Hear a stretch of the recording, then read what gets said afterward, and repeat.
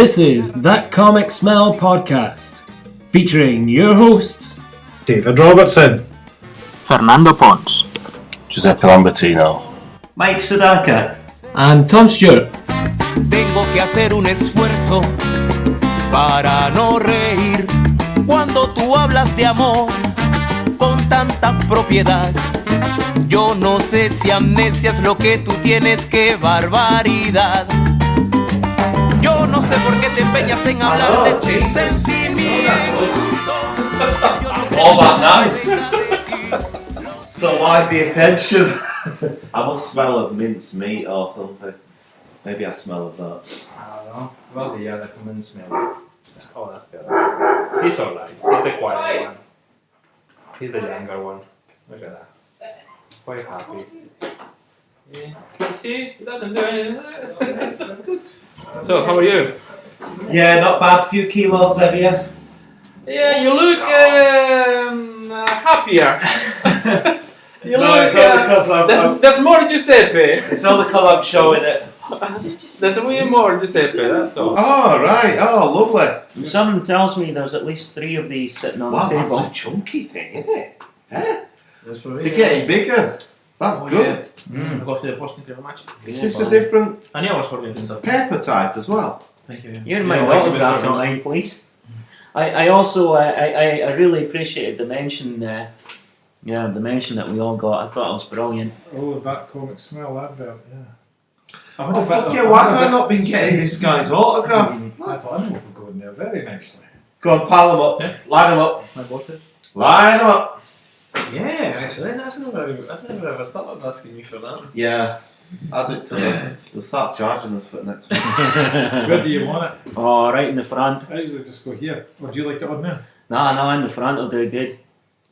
Alright. Or a front cover, or actually you have the boss on this, so you could pop it right in the very front. Have something like Godzilla leap out of the water. Some people like it there, some people like it there. Do something. I'm greedy. Do both. I'll go down here, Mike. Oh yeah. Fucking hell. Where the shark is. The shark. I watched I'm not giving you Jaws over hints. Christmas again. Did For you? the first Did you time enjoy in it? years. I'm going to watch Jaws. That was on. Did you enjoy it? I did. It was really.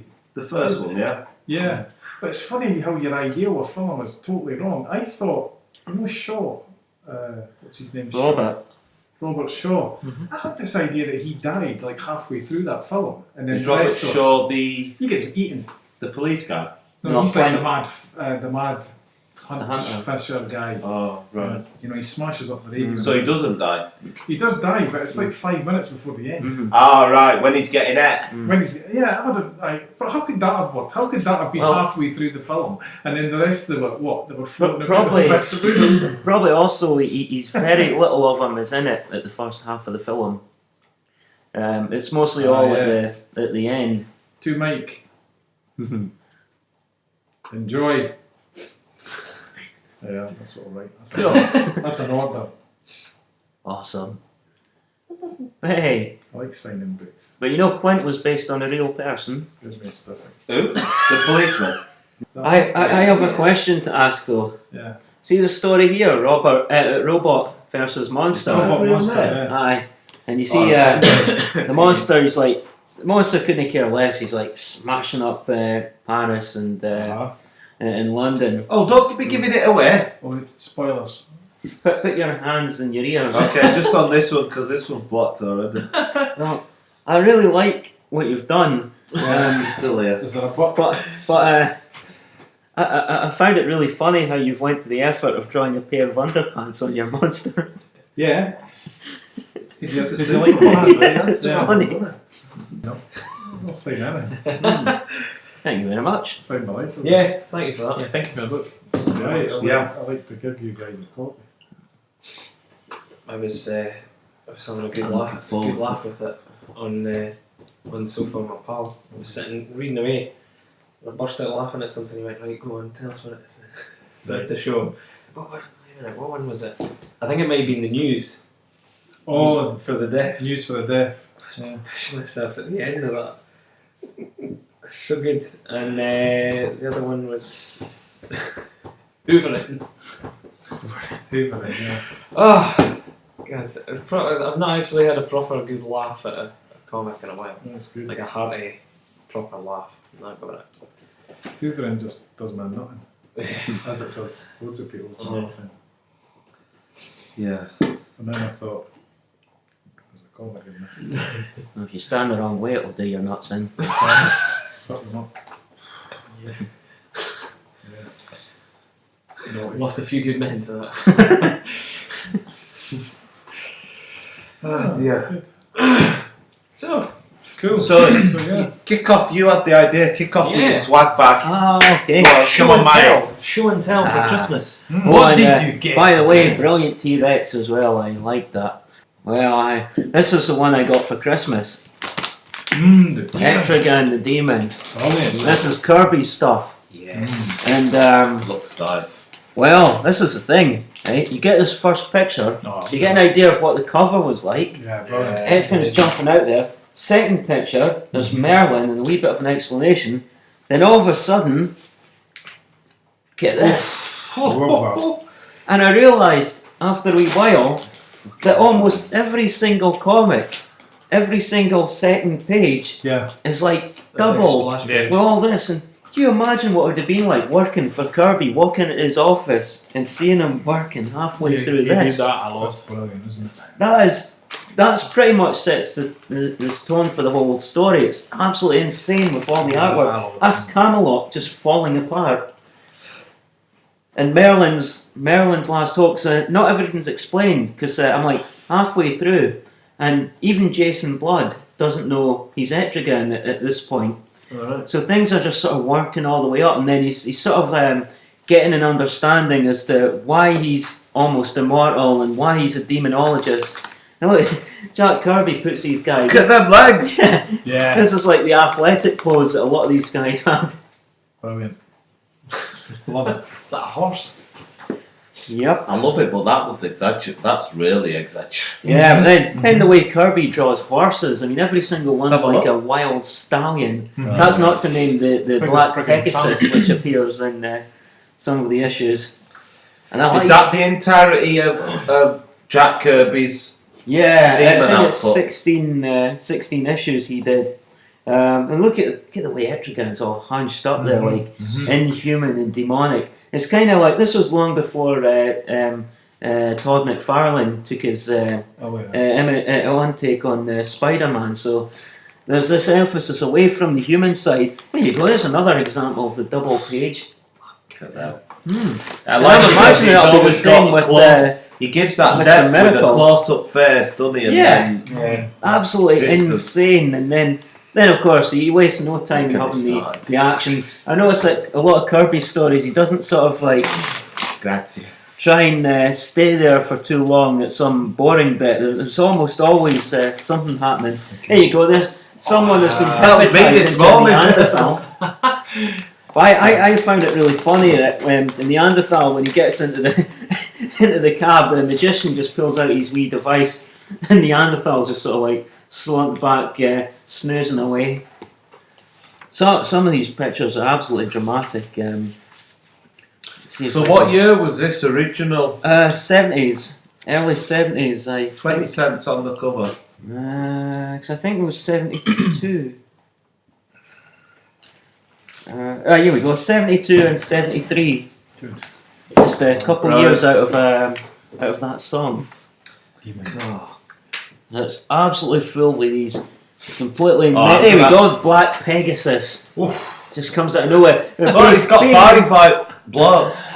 Yeah, being rode like by Merlin the magician and Etrigan the demon.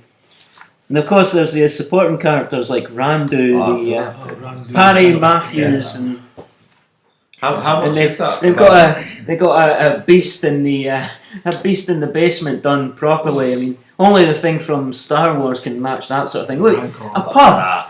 Jack Kirby draws a pub, double page, and it still looks as dramatic as the Siege of Camelot. There's even like people sort of like hunched down in the corners. There's like someone who might be a bit aggressive. There's someone unsurprising. There's a very feisty, large-breasted barmaid as well. And then of course Jason Blood walks in and like severed heads on the wall. So I'm not going to venture beyond beyond the bookmark. And this wee guy here, he's actually been animated in the fourth series of Batman, the animated series, when they sort of revamped it.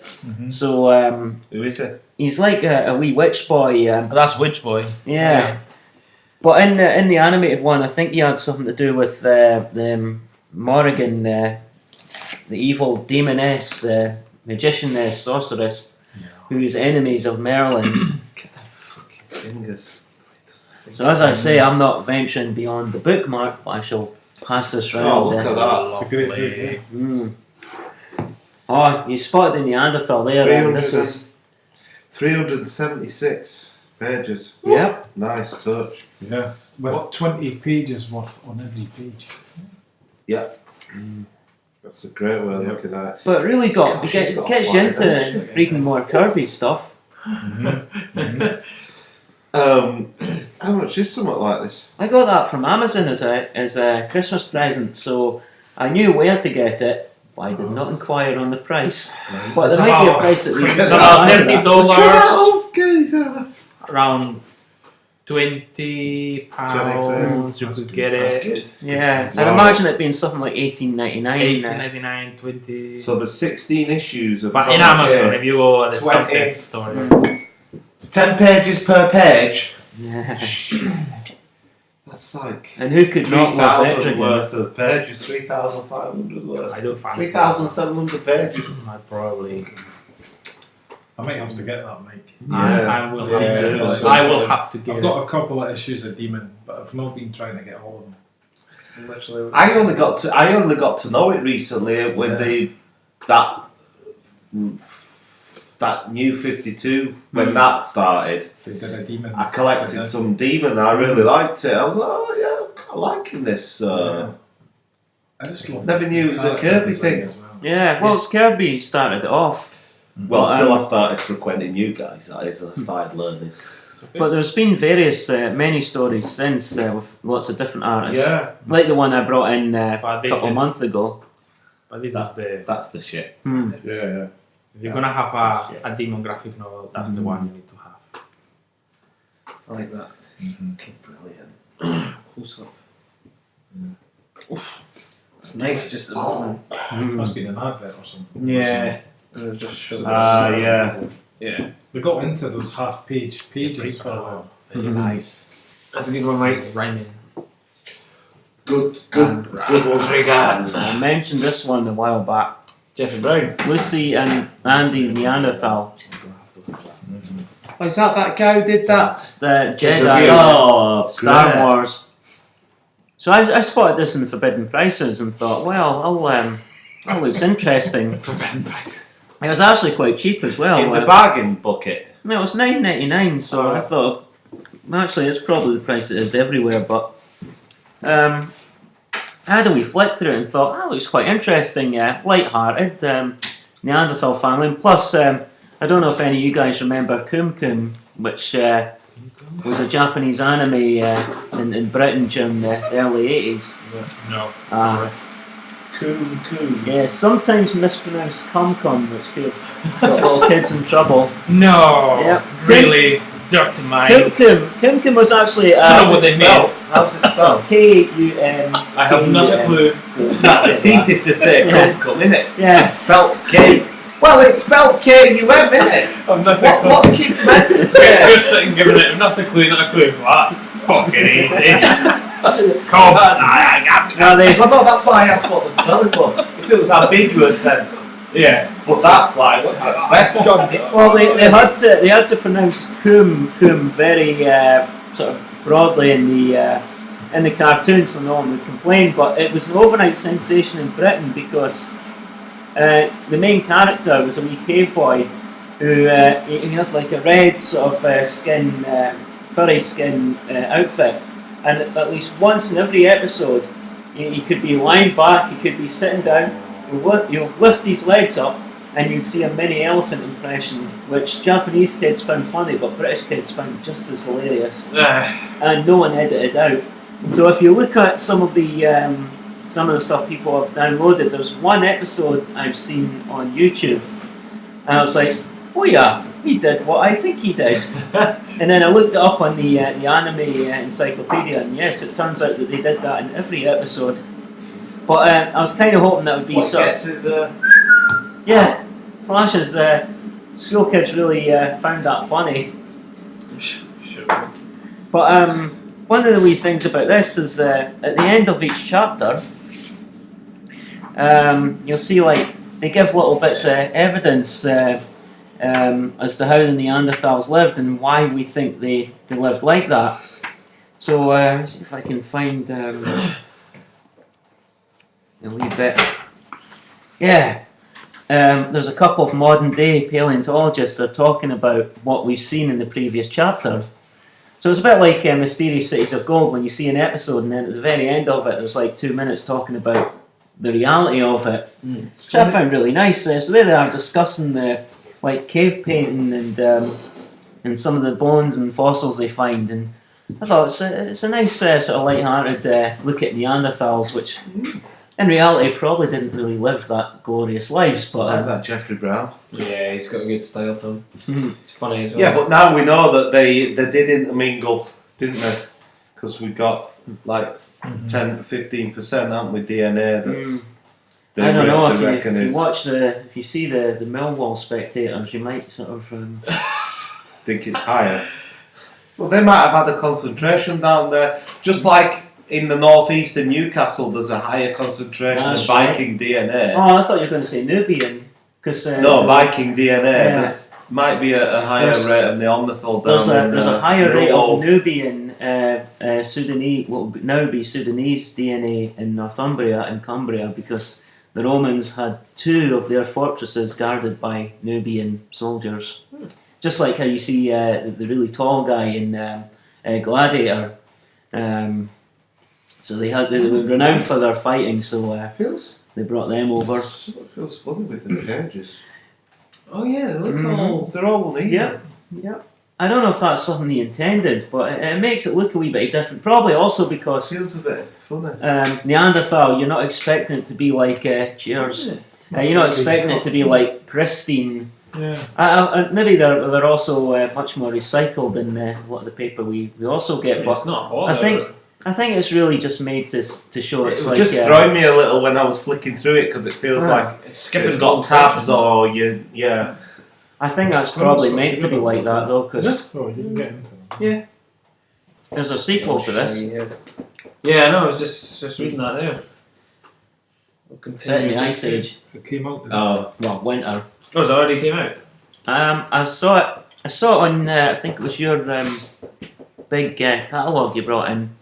The previews. Yeah, I'm sure I saw it in there advertised.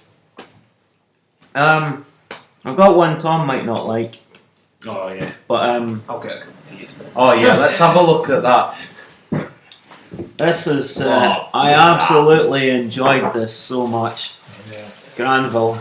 This is the 5th one. I bought this before Christmas, and this is the first time I've seen this.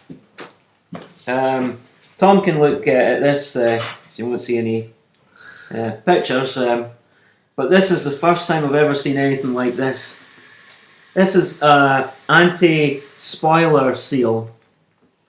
Basically, it looks like someone's cut up a black bin bag and put a wee sticker on there. So the last 30 or so pages are sealed up. So I just slid them out when I was reading and read over it. Right. And the amount of spoilers that could ruin the story if you actually just randomly flick through there. It's no wonder Talbot decided to seal all this up. But that's cool, isn't it? The artwork's brilliant. That's black tab, isn't it? Yeah.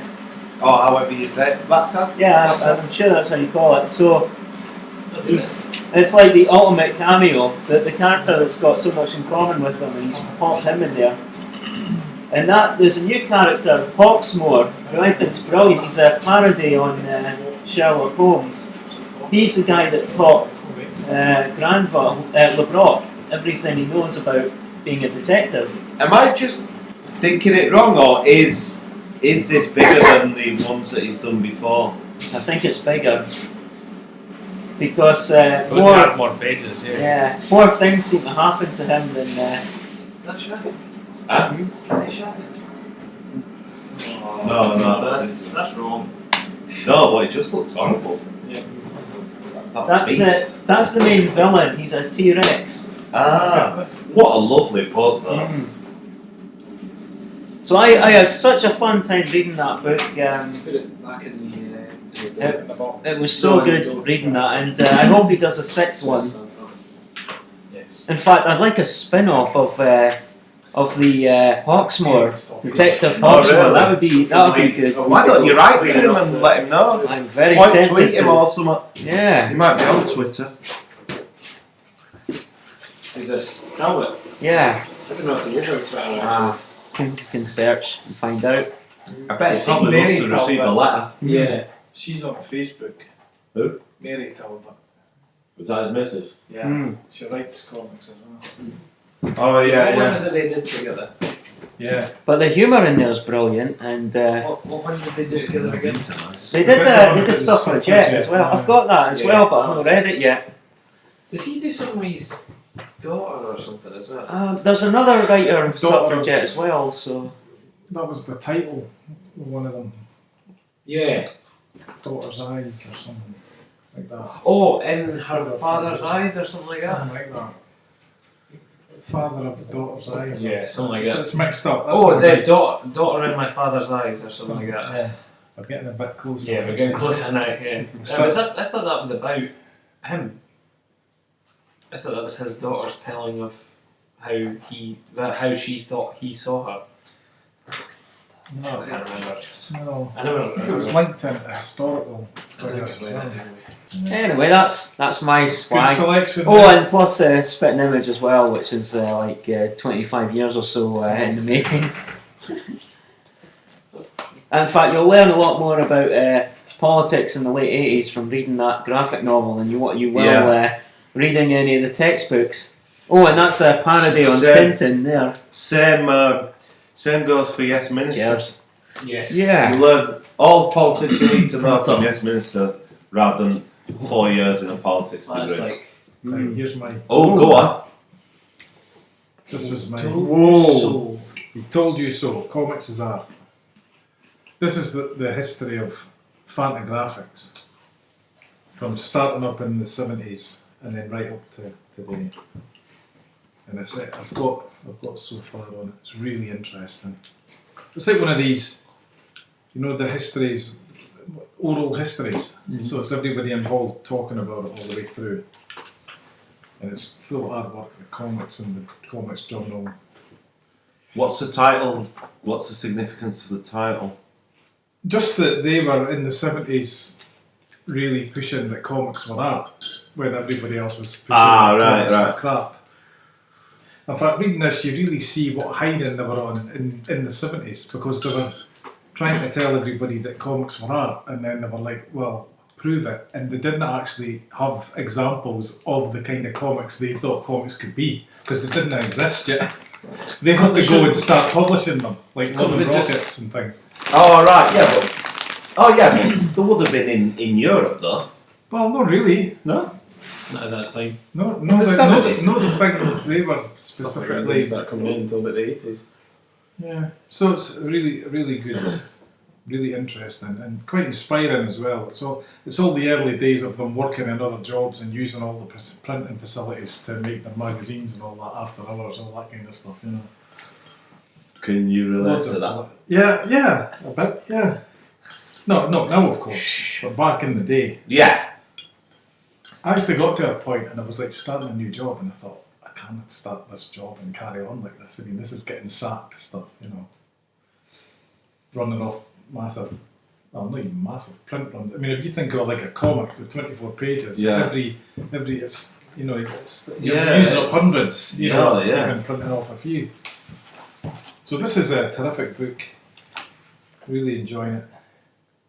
Lawsuit Hell. There's a big chapter in here about them getting on board with Kirby wanting his artwork back from Marvel, and how, because they were really instigators in that.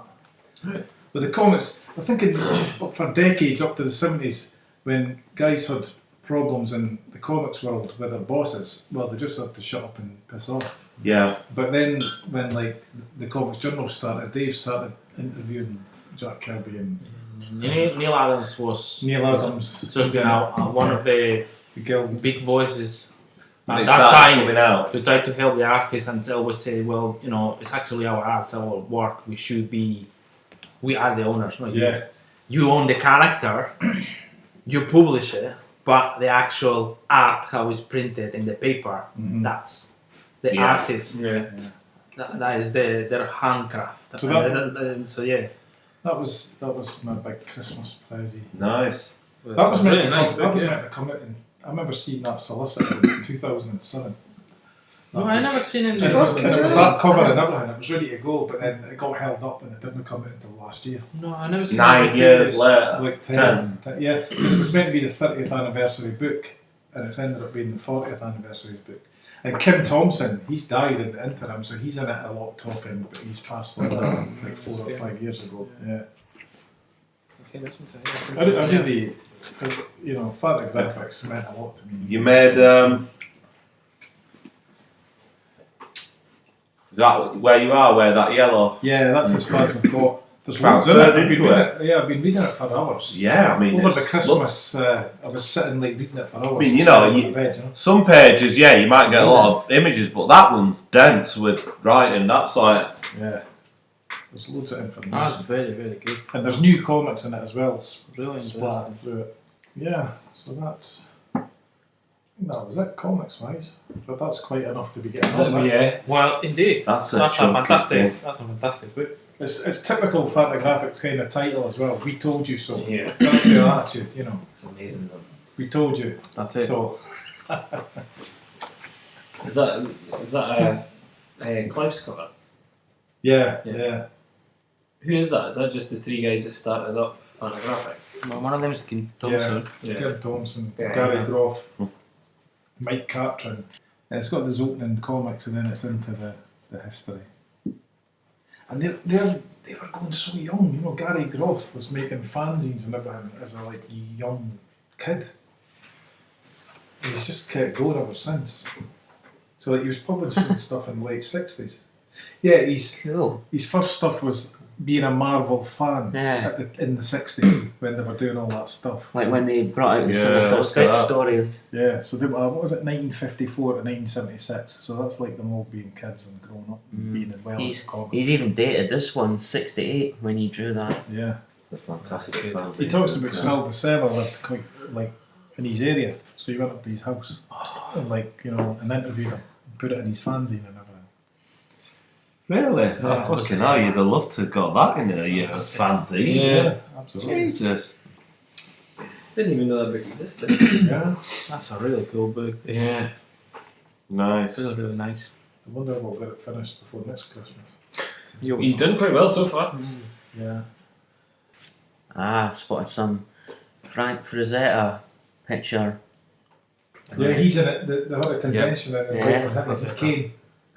And they gave him some award or something, and they said in the caption something like he needed the award, like Napoleon the Air or something. But it's guys totally committed to doing this magazine. They go to work in the day and then come home and start on the magazine and work to 3, 4 in the morning, and then get up and go away. And they did that for years and years. I just spotted a picture and I was going to say, either that's an absolute rip-off of Han Solo, or Han Solo was ripped off of this character, and then I spotted all the supporting characters right behind and thought, it is Han Solo. It is Star Wars, yeah. That was, these kind of early comics journals, number 37 and all that. I started reading it in the late 80s. So and they always had adverts for these, old ones. But, I wasn't going to buy them. But then when they invented eBay, I was on there like a shot, and you were getting them for £2 each and all that. And Oh, so have you got a lot? I've got loads. Is it good then? What are they? Just reviews of comics? No, they're not just reviews. There's reviews, but there's loads of articles. Right. There's and great interviews. From a reader's perspective. From Gary, the Fantagraphics in the Comics Journal always had a very high standard of comics as art. So they never even. What I liked about the journal back in the 80s was they were never like, hey, comics aren't just for kids, blah blah blah. They were done with that. That was assumed. You know, they were never fighting that comics were worthwhile. They were like turning to Frank Miller and going, okay, this Dark Knight's, you know, there's got a lot of problems with this.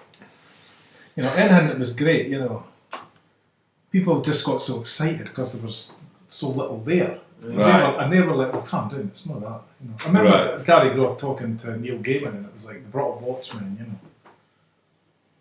I can't remember the context of it, so I shouldn't really say it, but it was like Neil Gaiman saying, you know, oh, well, you know, it's literature, you know. Gary Groth was like, hang on a second, you think Watchmen's literature, great literature?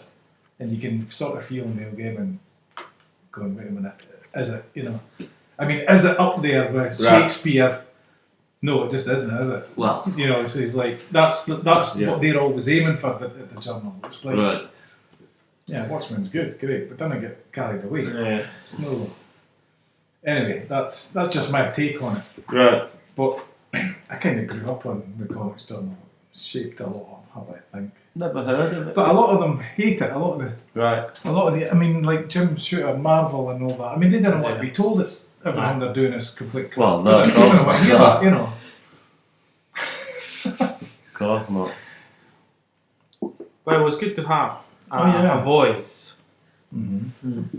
in the industry Yeah, by fans it was critical. that was critical, that would go and say, well, wait a second, don't believe your own hype, because this actually... What examples of stuff did they get excited about, if they did get excited about anything? Well, That wasn't on Fantagraphics. back then, they would be pushing like Will Eisner, is it that Carol Barks or the Duck stuff, you know? Carl Barks from the all the Walt Disney Donald Duck. Donald Duck comics, and I mean, the Scrooge McDuck. In Italy, they were printed the magazine Topolino. Yeah. In Spain, we had the magazine Don Mickey, but they had Carl Barks was one of the main artists, Right. and those comics are actually really, really good. Oh, yeah. Robert Crumb, they were interested in, like, Robert, well, eventually they published him. And then probably went into Fellow the likes of Femal Soul kind World. of going into, That sounds like a I whole would imagine, niche. Richard Corbin and Kim Thompson was always Peter into the European Bag. stuff. So he would have like, Yeah, but there would be issues about like Hergé and stuff. Yeah. I think that I'm talking about heavy metal and Yeah. metal around. The original. talking about it, how like just like its relevance or like how Would you like some like pizza? I criticising always it, got or- the impression that Tintin and all that never had the same impact in Right. America. That like we just know it, right? Yeah, we just yeah, pretty yeah, much yeah. grew up with it. I kind Yeah. of got the impression that they were introducing it to the readers in back Right, then. okay. But they didn't have In that. America, they didn't know it so No, much. no, it's never in Europe. Europe has always been well known, but in the States, No. they didn't need to. Well, they had their own comics, so they say, Yeah. well, we do our own thing, and I think that's from the historical point of view and cultural point of view, that's quite interesting, because you see how the development of comic books in the United States, mostly based on the superhero, starting in the 40s with. The first one wasn't the first one, but the main one, Superman, Action Comics #1, and Superman appeared in there, and that was he opened the Pandora box for superheroes, and since then till very recently, is still the dominating voice in the comic book general market. That's just But in Europe, that wasn't the case. yeah. Because in Europe we had He's still alive. Western, we had historical comics, you had adventures, you had then later in the 40s you have fantasy. And the thing about America as well is you have to remember that before superheroes you also had detectives and you had science fiction, because the Flash Gordon comic strips by Ryan, they are amazing. Prince Valiant, that's another fantastic comics, way ahead of this time in the graphic point of view. You're talking about superheroes. That cover there looks quite.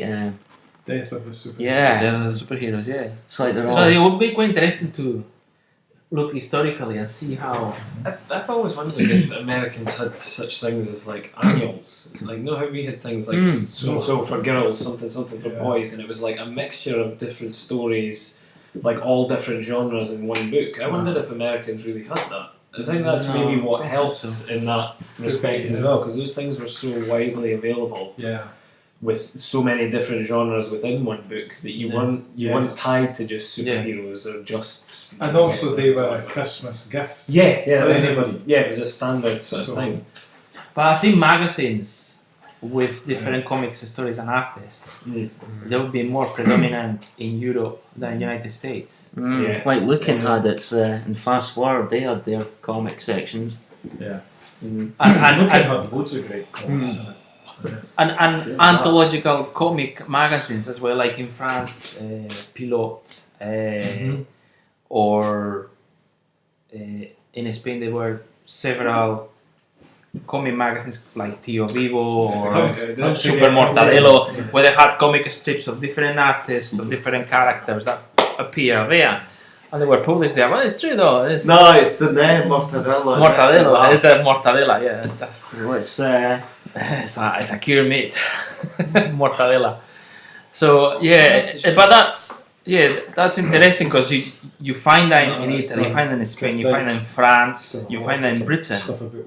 But this type of magazines, I don't think they've really been that big in the States if they ever existed. Kind of anthological magazine where you have different things. I mean, here there's perfect examples on different. I mean, we can put the example 2000 AD when it came out.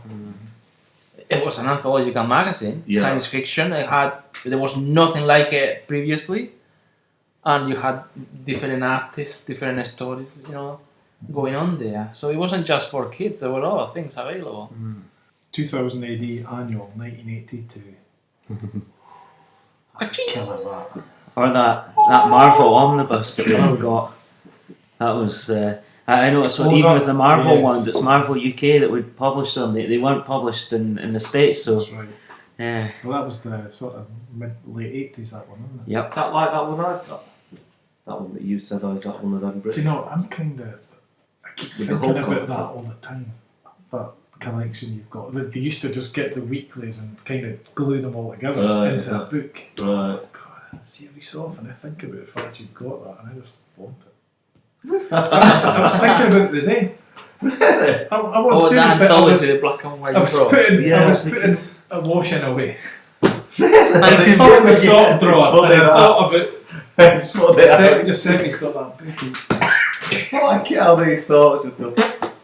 Well, they're all like the cover's kind of beat up, cardboard cover. Yeah. But you get into the comics inside, they're all like practically brand new. I remember there being lots of, or maybe not, lots of stuff like that. Yeah. And I remember I've actually being never seen able to them. come across stuff like that at like dentists and Right. doctors' waiting rooms. I'd only ever seen them online. Magazines and thought stuff they like sounded that. really interesting. And then you said you had one. And They were very popular in Spain. Yeah, That's yeah. sort of I think. Kind of I remember it was the distributors would get the magazines and then just make a cardboard cover, put them all and then distribute it again. Yeah. Rather than throw them out. They said, well, they've already been printed, they've been returned, they haven't been sold. Let's put them together and put in a cheaper price. So you go. But at least in Spain, they would put it in order. You have number 1, 2, 3, 4, 5. because I've read about them. And Did they just literally yeah, whatever? they had a set of those cardboard covers to hold them, and then they would just pick up bunches of like 10 issues random and stick them in. That's why you had some in there. They weren't even in the right order, and there was like Star Wars.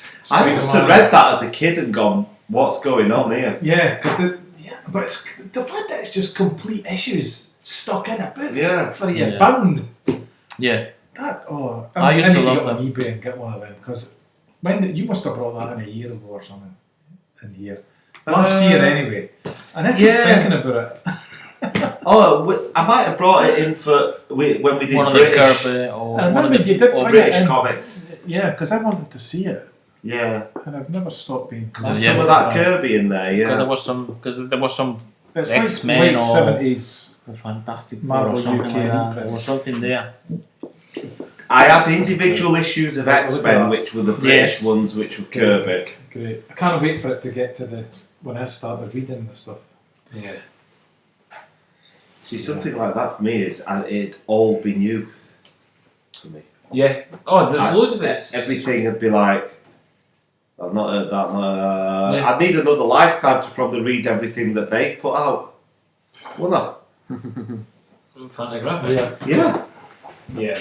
Yeah, you would. I've done so much. Fantagraphics are unreal though, and they're just continuing. Do you know what's It's been terrifying? really Their submissions thing on their website, if you ever read it, it's very welcoming, you know. And their thing is always, we're Fantagraphics, we publish the best cartoonists in the world.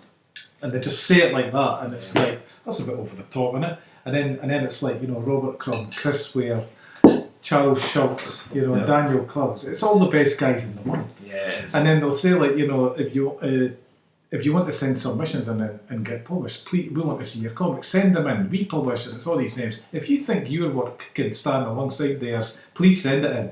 And you're like, holy shit! I'll maybe wait another lifetime before I. It's not like you please have a look what you have. No, it's if you think your work can stand with that list of names, send it.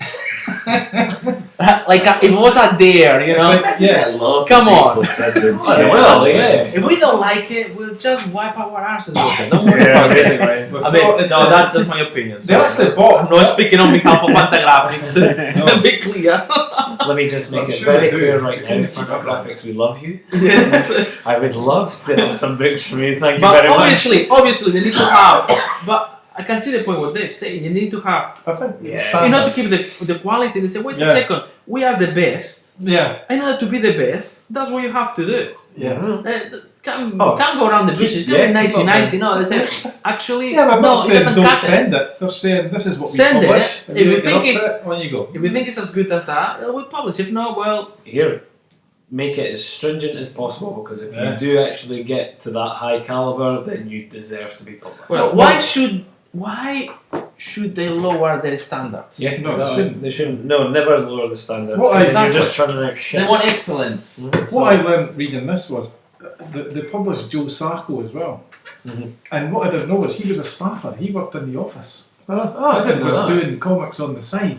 Fucking hell. Yeah, I read that. I read that. I You knew that? I didn't know Not that. bad comics to be doing on the side. I can't remember where I read that, but I read that. Why not? Well, yeah. And he talks about how he took his time to Gary Gross. Oh, I did this, and Gary Gross went, I'll have a look at it. It took like 3 weeks and I went, nah, it's not up to scratch. Yeah, you know, thing. Then he did another thing and it was like, yeah, this is good, you know. Great. Oh, it's something recent. They actually publish so many great people. I forget half of the people they publish. You know, Love and Rockets as well, of course. That's like a flagship book. They put up something the other day. There's one of their published works has been turned into a TV show recently, a British TV show. Yeah. The End of the Fucking World, yeah. And they put up a thing the other day that just said, if you haven't read the book that goes with the TV series, where the fuck have you been? And then put up a URL to like buy it from the shop. Like, buy it now. Like, that's brilliant though. Like, most of these places be like, have you seen this? Like, here's the accompanying book or whatever. They were just straight out like, why have you not fucking read it? Have you read it? No. Yeah, I've read it. He actually is very unusual because he just started making them in his house. Who? Forsman, Chuck Forsman, and he was just like wee tiny mini things, and he would like do one and then send it. This was before Fantagraphics read it and published it. He'd done the whole 12-issue series as a wee thing. He just photocopied and stapled and sent to your house. He sent me all of them. Before it was on Fantagraphics, I saw a bit online. He was on some. I think you know that podcast, Comic Books Burning in Hell. That's a great podcast. It's a great title. Yeah, and they talked about this series and just said it was great. And I thought, well, You've got a series from someone that. You've got this comic series that has been made in a TV program. Yeah, the timeline is about 4 or 5 years ago. Right. This Comic Books Burning in Hell podcast talked about this mini that was going out that this guy was sending out. Like, you sent him like $1 and he sent you the latest issue. Right. And so You did that. I did talked that. about this before. I'm not sure, I might have done. And then, and then he sent them to me, and I read it and thought it was good. And then a year or two later, one that was finished, Fantagraphics brought out the book. And then the book was out there, and then they've made the TV show. Channel 4 made it, didn't they? Yeah. Is it not on Netflix? It's a comic book. It's just went to Netflix. Yeah. In the last couple Is of it weeks. Yeah, that's good. But what's interesting is it really is a mini. It's a guy with like, you can tell it's a guy with like one pen, and he's sat and, you know, it's simple drawings, you know, it's not over the top, it's just telling the story. I'll bring them in. But what was really good was, Good to see that. I Doesn't sent sound like it can stand up to Robert Crumb and the other lot that you. well, that's the for other Fantagraphics Oh, yeah. to decide, you know. And they decided it could. Fair play. And whenever they publish things, they let the author, they're not like Marvel. They return the rights and stuff, Don't yeah. we own it then? They publish it once, and then but they still own it. So when it goes to TV, you know, Fantagraphics aren't like. Milk in it. The cat milk. No, is they the- could bring out another edition, Yeah. put a sticker on it, now a TV show, send out that tweet. Where the Where the fuck fuck have have you you been? That's classic, isn't it? It was so good. Yeah. It was brilliant because it totally grabbed my attention as well. I'm sitting looking at it going, alright, fuck. That's a good one. The end of the fucking world. Good title. It is a good title. That's what I thought when I seen the thing. The guy that's in it, the boy that's in it, he was in one of the best episodes of the third season of Black Mirror.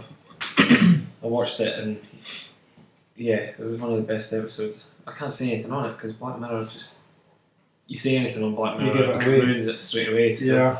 I can't say anything. You just have to watch it. Okay. I've only seen the pig one. Yeah. That was good. The first episode of the first series. They're all totally different. So Yeah. it's kind of like just like an hour and a half film, effectively, within a I think, or an hour or whatever. But there's links.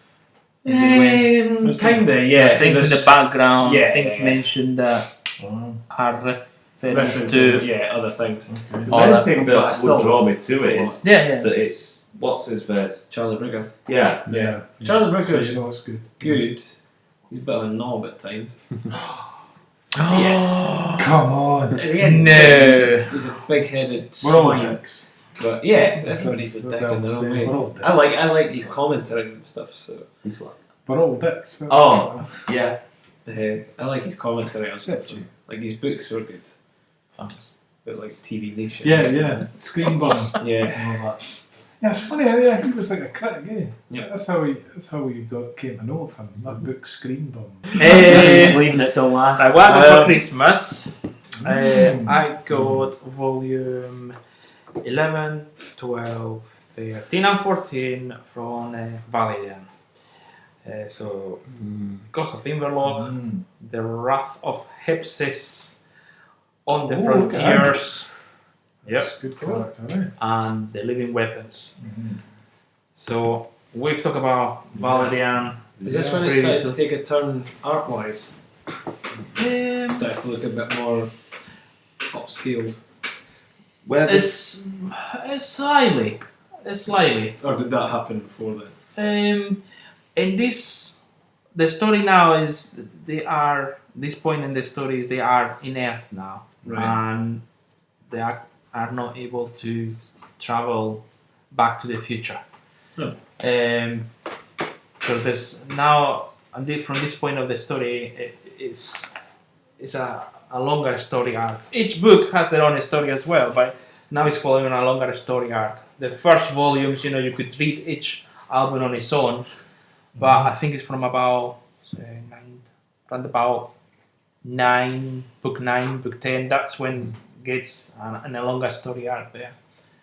So yeah, Yeah, It's this is the one I remember where it started to change. yeah, and the art is starting to get It's just a bit more detailed. more detail, slightly finer pencil, neater in some cases. Valerian himself looks more sort of built and big Yeah. and It's rugged it's looking. leaving the caricature and going towards more of a more. It's trying to be more serious in the style, science fiction.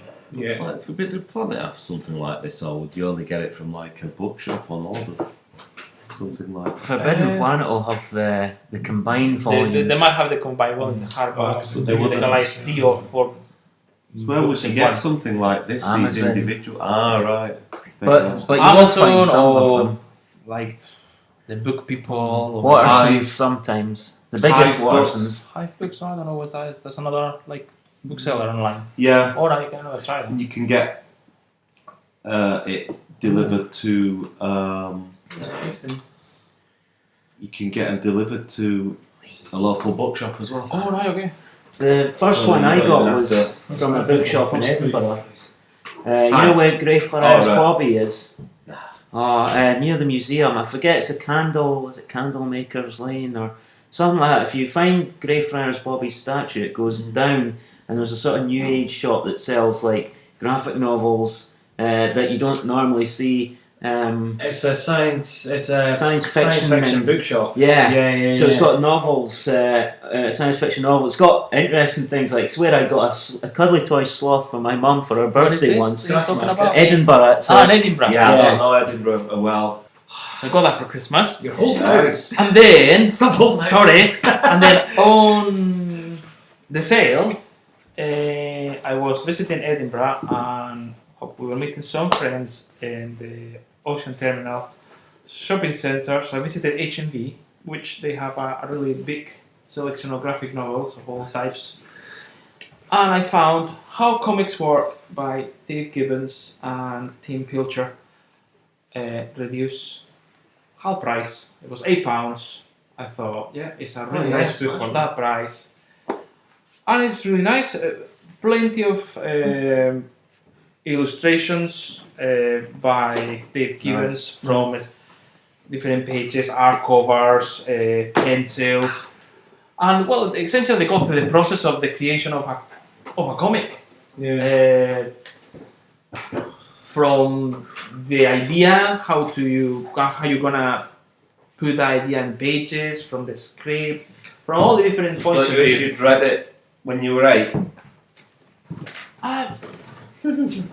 Yes and no. I mean, it's not like, this is. You're obviously still interested in the process and stuff like that. I mean, it's really good from the point of view of this is Dave Gibbons' look of things. You know how he thinks is the way to do it, and it's very thorough. Yes, his way of doing it. And it's very thorough, certainly. And he reflects and he's talking about his experiences from when he started to now. And he's a huge professional in the medium. But he's talking about his influence. He's talking about mistakes that he did when he was younger. He's talking about experiences that he got with different writers. How I was working for certain companies. How working in certain projects. So it is. And it's a really nice book. But I think if you like Dave Gibbons, you will love that book. You will love that book. I didn't know he'd done like actual analytical looks at comics kind of thing. You know what I mean? I didn't know he'd actually done. Well, this is pretty recent. This book in particular, Right. it came out last year, as far as I'm aware. It's a nice edition as well. It's a nice size of book. The pages, the size of the book is sufficiently big so you can enjoy the art that he's talking about. It's nice. It's really nice. Yeah. Yeah, it's quite comfortable to still hold on to for the size and actually show. So very enjoyable. The one he did about sportsmen was good as well. Yes, I have that one with Model Chip notes Kid, and- the yeah. design, the covers. Yeah, Ooh, I have that as well. Stuff in it. I bought that one 3 years ago. Yeah, of course. But yeah, it's if you like Dave Gibbons, this book is a must. If you are interested in one of the top comic book creators in the last decades, certainly in Britain and also in the United States and in Europe, and you're interested in the process of creation of comics, certainly I think it's well worth to have a read at this book and have a look at it. That's nice. And it certainly give you his point of view of, and it's very clear, it doesn't patronize you in any way, it tells you essentially this the way I do it. Yeah. This is how I learned to do it. There are many other ways. It doesn't say that that's the way, but it's certainly that's his way to do it. And so yeah, it's well worth a read, that book. Yeah, it's nice. I like these books when they come out. They talk about the process of creating comics and then that Superman story. yeah. That's one of the best. That's nice. Yeah. Did, has anybody... Oh, Have you read the originals? Yes. No, okay. Yes. I read the originals.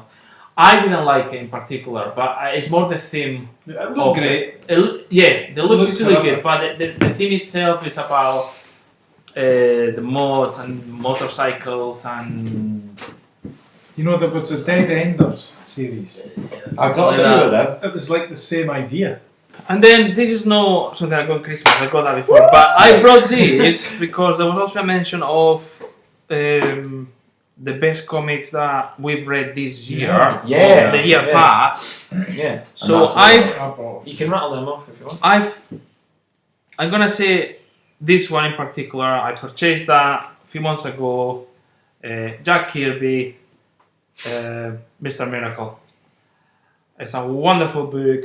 It has all the Mr. Miracle comics created by Jack Kirby, and just one book about the same size as the Demon. Yeah, it seems like he's got the kind of lifespan of predetermined lifespan of like Jose Mourinho. So Being a certain amount of time, and that's him done at a club. That's him. 16 issues and done. That's yeah, it. this one I think it's 18 issues 18 all issues. together, and this one is a wonderful, very very enjoyable book. It's beautiful. I'm gonna pass it around, and it's what Mike said earlier on. Do you know, There's all the I should let covers, you the double page splash covers. You know, there's it's not holding back for any detail. It's just Jack Kirby so good. to the base, unleash.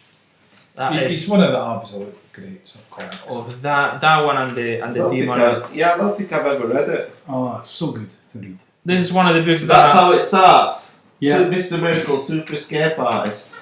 Yeah. So that's one of the books that DC Fires. brought out last year Yeah. to commemorate in Jack Kirby's 100th anniversary. Now I have to mention something because they were bringing out a big, massive omnibus, The Fourth World. Yeah. Well, yes, it's out. Oh yeah, I nearly ordered There's a that. faux pas. Yeah. They have repeat a page, and they have forgotten one page. Oh, I'm glad I didn't buy it. So there's no been, as far as I'm aware, official confirmation from DC that they will reprint it or exchange it. Really? So just to make you aware, if by any chance you're gonna go and buy it or you see it really cheap, be aware that there is that fault in the edition. Never realised that was his tagline, Mr. Miracle, Super Escape Artist. Yeah. Oh yeah. So is he just a regular person? Ish. Well, it's not a regular person. Right, at the start, they just seem like an old fellow test. It unfolds. You need to read it. He is the son of. In the fourth wall, there are two beings. You have that. That's a big brother. So you have that side, and then you have the how's it called, the other one? Wow, yeah, it does look Not nice. the father, not the grandfather. It's The High Father. the high father. That's right. So you got that side and the high father, and there is a war, and they decided to do a truce. In order to keep the truce, they exchange their sons, their children. Granny goodness. So Love the faces. Darkseid's son You goes and is gonna be brought up by the High Father, and High Father's sons is exchanged. Is given to Darkseid. It's gonna be brought up by Darkseid. Darkseid's sons is Orion, and he becomes a hero. And the High Father's sons is a boy called Scott-Free, who has to endure a lifetime and all his teen years of torture and oppression by the forces of dark side and granny goodness, etc. And finally, he complies and true to his name, and because he's called scot-free, and he escapes. Right. And then he becomes Mr. Miracle. Right. And he's the escape artist. And he's the best. And he gets married. And he gets married to Big Barber. one of the Furies.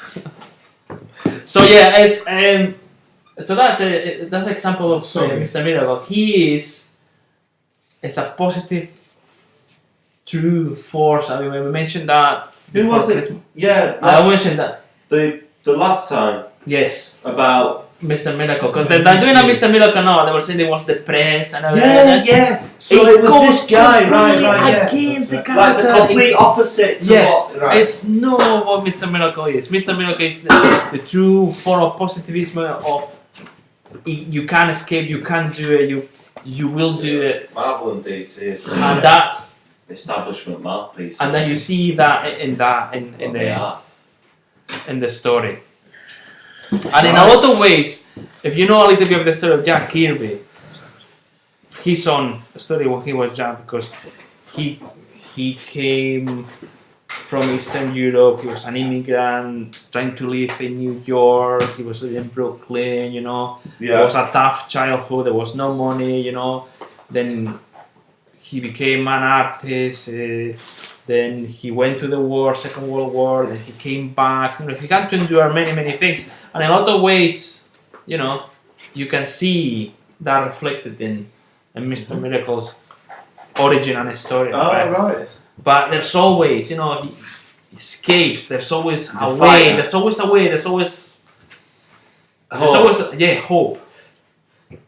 Even in the most dire situations, because in each comic, Mr. Miracle normally appears either in the cover, one of the splash pages. It's like, how is it gonna escape with this one? There's a big machine contraction, or he's trapped, or he's in chains, or something like that. It's always like a cliffhanger of some kind.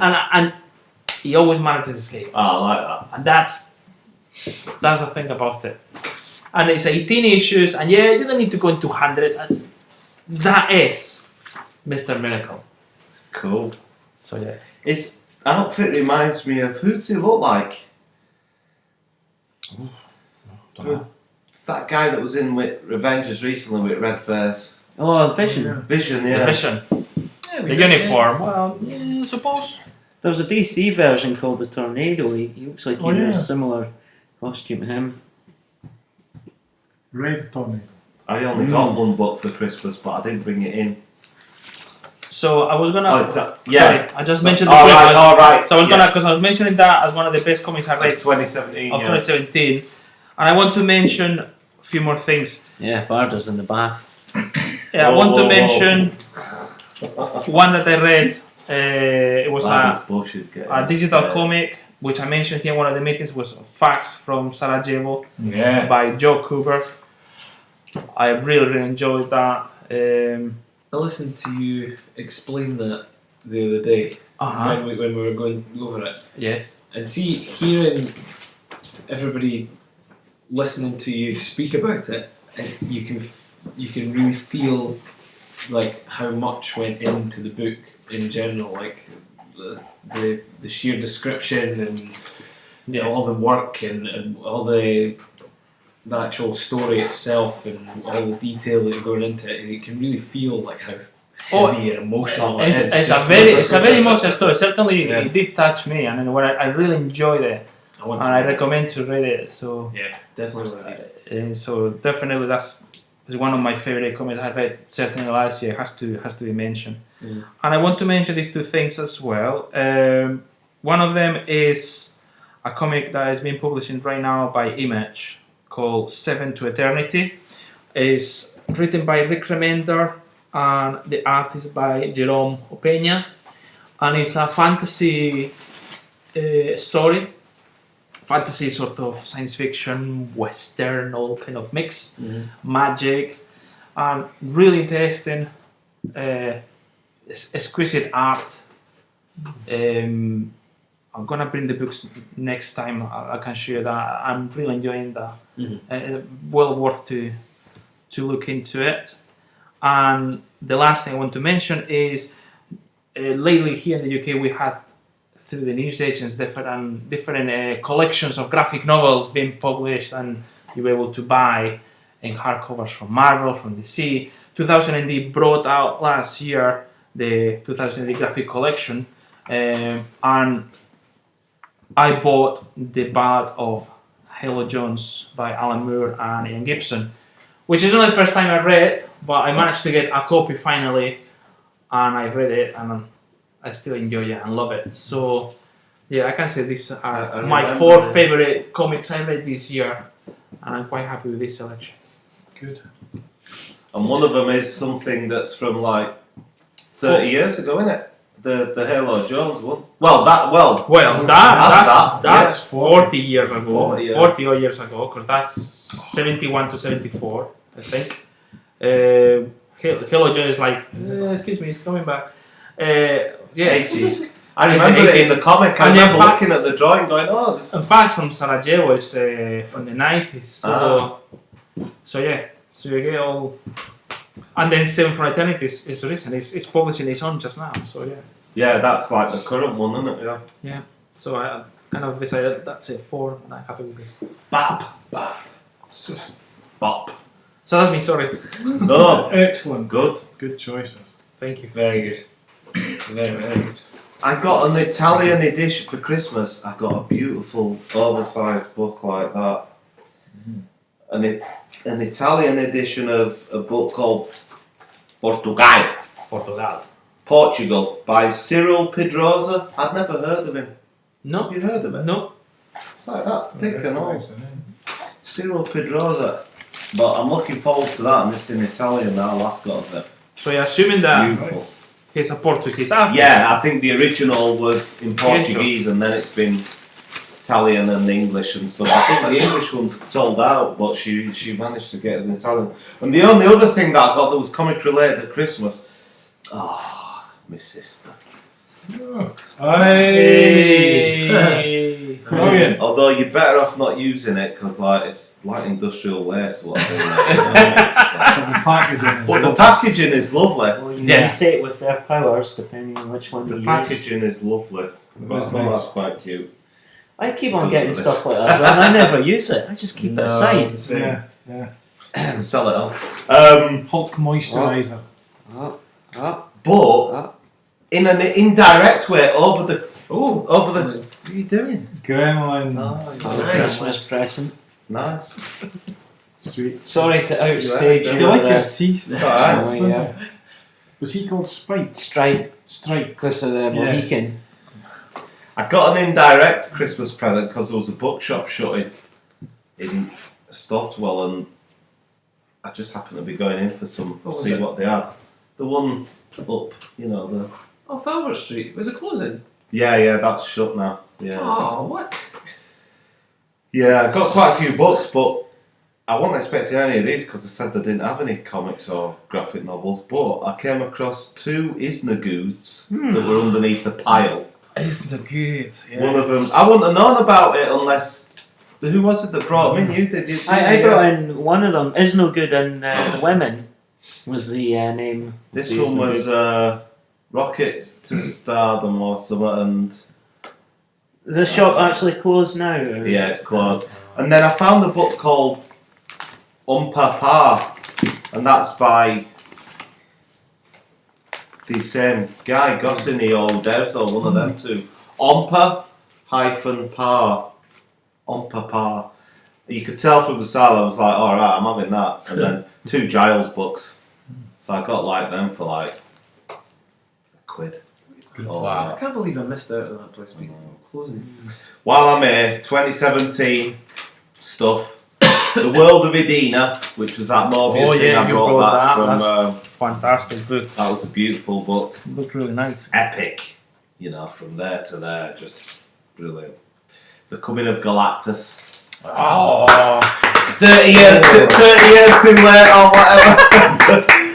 Finally got around to it. Getting emotional. Dilbert books I really enjoyed. The Providence series, the Alan Moore Providence. Yeah. But I only really enjoyed that thanks to them guys that did like an entire blog dedicated just to that series of Providence, because they basically go through it with a comb and pick out all the references so that you're not reading going, that doesn't mean anything to me. But then with the notes, it's like, oh right, they're making reference to this and that and stuff.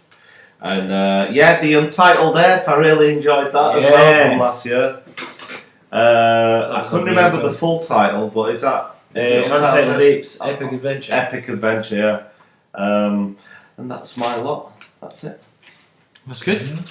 Lovely. I've just realised I've not said any of mine for Christmas swag. Yeah. I didn't really have a lot. I only had one, which was Trashed. They are Yeah. back there. Thanks to David lending me it a while back. I still think about it daily. That book. Yeah, there's a lot of bits in it that, okay, speaking about the US and how their sort of garbage system works, but there is bits in it that are kind of reminiscent of things that are over here, like. Oh, is it all about the garbage industry? Yeah. Oh, I mean, it's got little factoids in it, like full sort of pages and stuff about the garbage industry, entwined with this story of a guy working on the bin lorries in America. But there's a lot of bits in it. There's just like wee fragments and stuff in it that you can sort of pick up for the UK and stuff as well. Like, I've worked on a bin lorry. have you? Well, my dad was a bin man. So that's I didn't do it so long. That's how I always took to it. But it's when I go like down Riverside Walk and I'm walking about it and I'm going, was this once just a landfill and they've just covered it over? And I think it is. You can see the wee pipes poking out and everything. Yeah. And it isn't until I'm down there and until I saw this that I kind of realised it. Where's that? Right past the airport.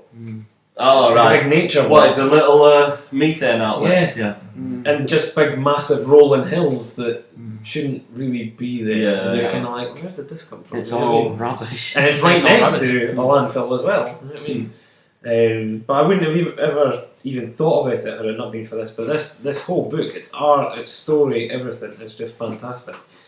Big fan of there. So you asked Santa for it? I did, yes. I very much specified this one So book. you were a good boy. So you were a good boy, huh? I was a good boy. And I kind of cheated and took two other ones along as well because I got them just leading up to Christmas. So I thought I'd just speak about them.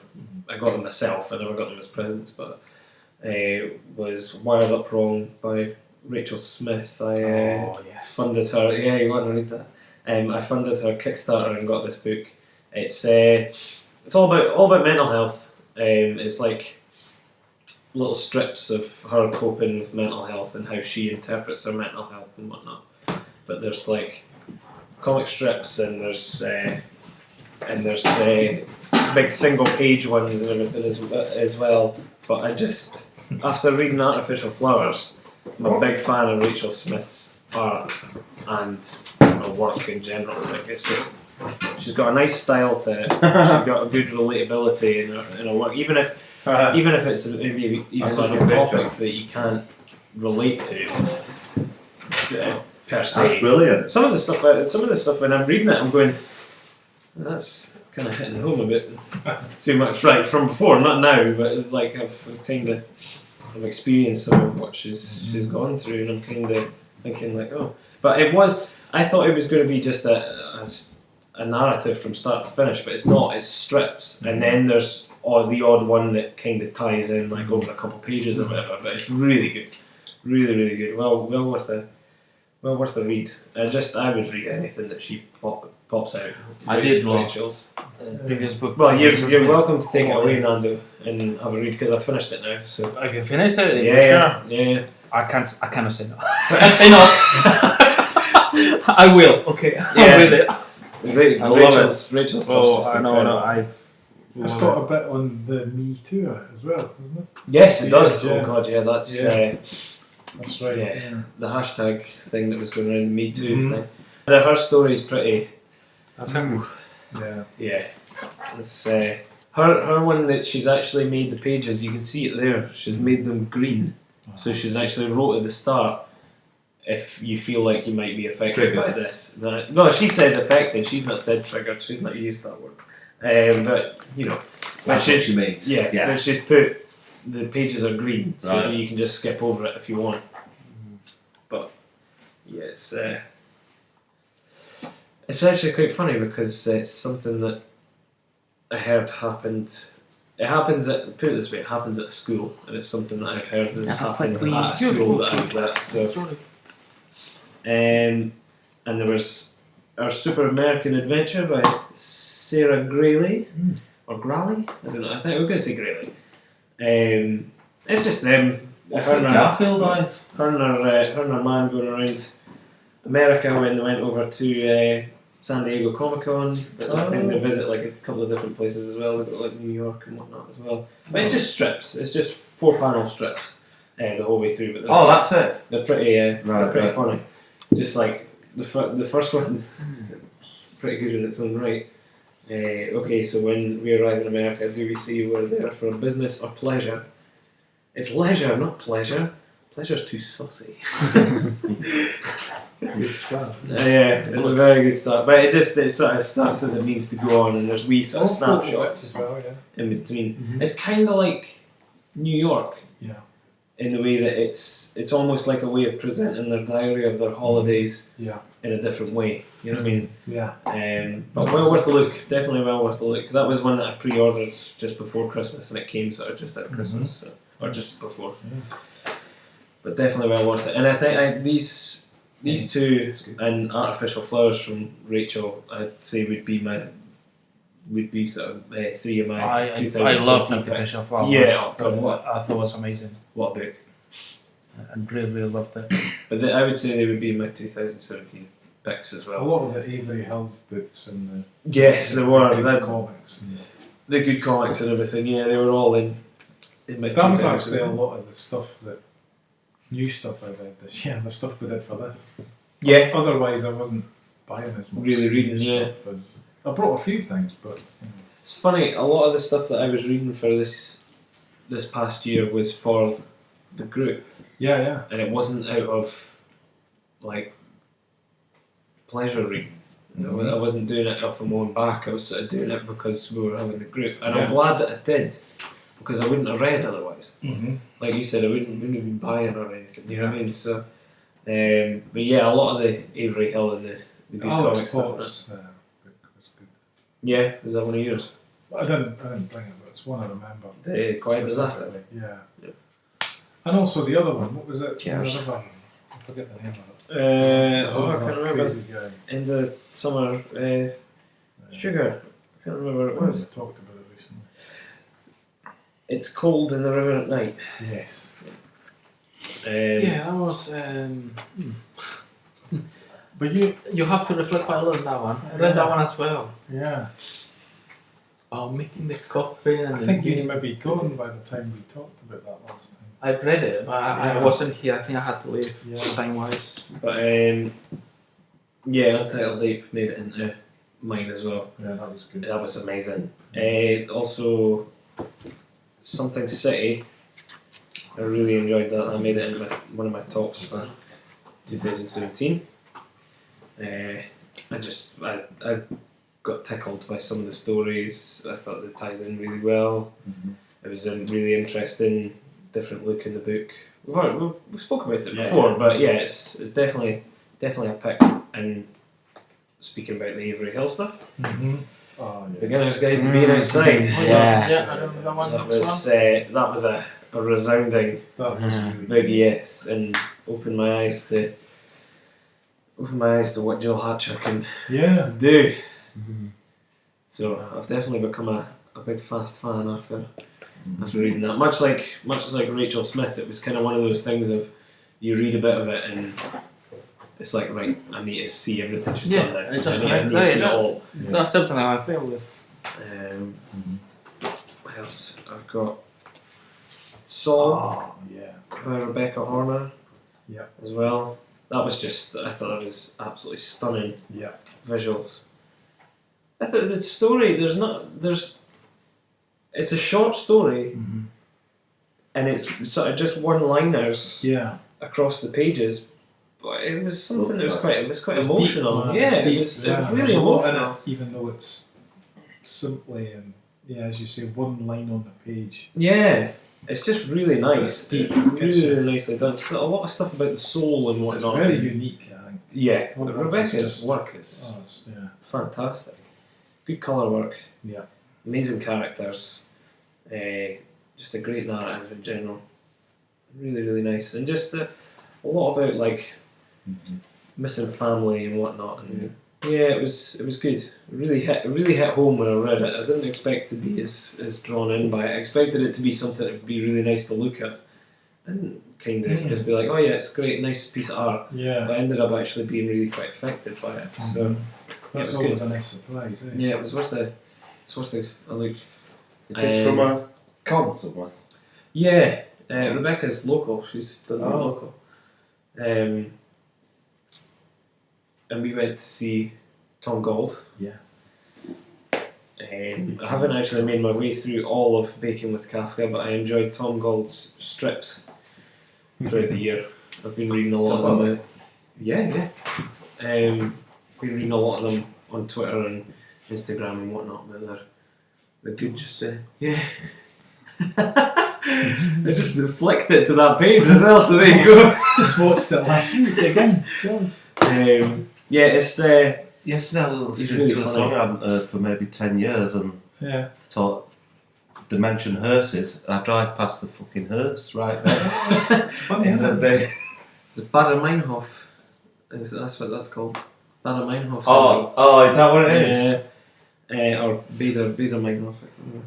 But just really nice, simple pieces. They're quite wordy, but I think they're quite funny. They did a review of this on the Comics Journal website recently.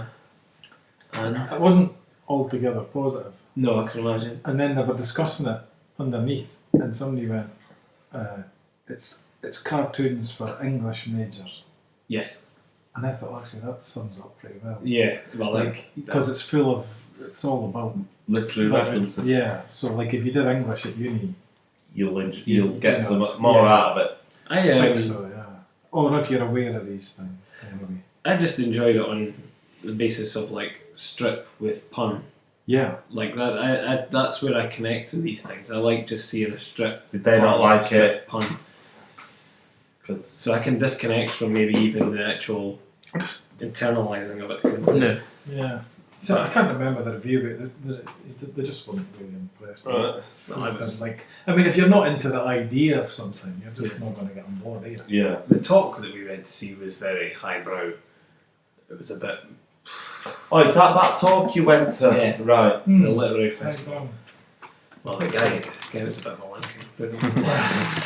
Well, I remember he did say something that was right at the start, which was something like, oh, you know, they call your work comics, but I don't think it really is comics. It's, you know, it's literary criticism with pictures or something. Yeah. And I thought, come on, you cock, it's comics. Yeah. You know, whenever they start going, it's no comics, it's something better than that. You go, oh, fuck you. Well, I was You know, happy. if it's good, it I can't agree be. with you. If it's good, it can't be comics anymore. You I know? was happy. I got it signed. Ah, with the right, I picture see as what you well, mean, so yeah. that's good. Comics, graphic novels. That wasn't there. It's just Oh, that's nice. in that page. Ah, he's drew that. Oh, one. lovely. Look at that. Sweet for Tom. That is lovely. See, that's what I like about this is Yeah, he's where's my developed picture? his style, you know? Yeah. and it's not anything to do with showing off. Look how great I am. No. this, that, I and got a this. smiley face on mine. It's a good, Very distinctive style. Yeah, Oh, I got an egg. Got Fred there. I got an egg. I got a Fred egg. yeah. I got a Fred egg. I like to draw. Yeah. Rebecca's in my book. She drew a page for me. So Of she is. Saul. Yeah. She did what? You know, Yeah. Yeah. Saul, Oh. Rebecca. Yeah. She drew See a that page. page, yes. From. In, Wow. in Well Retracted, yeah. The only other thing I wanted to mention was I've been blasting my way through all the the Treehouse comics Oh. again. Wow. Just because I got all of them up from that website where they put them up for nothing, Yes. which is Good unreal. price. Yeah. I like that. So yeah, very good price. So I for fuck all. So yeah, I've just been blasting my way through them again, and I've re-listened to all of the podcasts as well. The Treehouse podcast. Yeah, so it was a good accompaniment whilst reading along with it to then go and listen to them speaking about other comics kind of thing, and then you can get a perspective on where they're coming from when they're making something. Yeah. So it's good. There's a new issue in the can. Is it? As far as I can tell, it's like 100% done. Alright, okay. So just I'm waiting. Yeah. What's it up to? Because I'm only up to Number 9. 12. Right, I'm only up to 9 on this. Number 12. Yeah, I'm only up to 9, so I don't have 10 or 11. Ah, So I'd have to grab them. But they were great issues. They were the best ones as well. 10 and 11. yeah. But they're really, really good. If you like your prehistoric animals. Yes. Oh, what's So it they're now? definitely I well think worth that it. Tom's finished. And then Good show. No, that's me. That's me. You're That's me done. That's you my mentioned that picks. earlier. That's everything. I'm done. Yeah. I've spent. When we don't Spent- tell us after Oh, about and the it- podcast. They go nice. And Sarah Crosby, Stir Fry. That was another big one. Oh, yeah. I enjoyed all of those in general. I just want to say that as a broad thing, Avery Hill and Good Comics were Yeah, they were good. they were fantastic, and I look forward to doing the Centrala ones. Yeah. Definitely, but they were Absolutely. amazing, and Bob and Rosie sending us their comics as well. It's been a good year for the group and for the podcast. Sure has. It's been really, really good. Can't Well, what have you got can't there? thank anybody else. Backed up and boarded. Yeah, Let's see this. Let's have a look at There's these. a few things. Do you know what? When you said best of the year, I thought I should have been taking notes. I couldn't remember Yeah. anything. Well, it took me ages to think about it. But then I did remember this, and I thought, yeah, this was this year. The old Jeff Darrow, The Shaolin Cowboy, Who'll Stop the Rain. This is bloody insane. I don't know if you've read it. Jeff Darrow is absolutely Jeff Darrow, mental. the level of Mental. detail in every picture Oh yeah, North American is turkey just vultures. insane. And he's always got animals really Mm. talking in depth and He's drawn them quite look well. at this. I mean, it's just, you look how long it takes him to draw this because of the detail. But you know, he does things. He's one of these guys, a little bit. Kyle Baker's done it as well.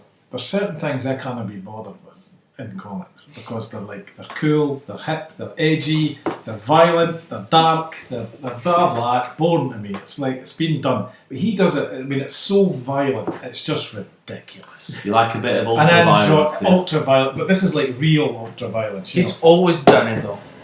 He did it before it was cool Oh, to do yeah. it. He did it when it was cool to do it. I mean, look. Did it when it he wasn't he cool. grabs the He did it vulture. when it wasn't cool to do it, and he's still doing it. And look at And the he's vulture, the look. best. Motherfucker. He is. No, he is. I mean, There's if the eye. you have to get hard boiled. Yeah, hard boiled is amazing. The script is with Frank Miller. The art is Jeff Darrow, and it's just This is just lovely. I mean, the art is mental. I wonder if I've read anything that he's drawn. I'm trying to think what that was. It's just. guy. I've always Bobo, enjoyed this the series. cover with a big gun. Is he the guy that drew I know that? the cover, but I can't Oh yeah. He's I wearing borrowed like a mark. book off someone last year. It's one of the covers. That's You got I borrowed a book that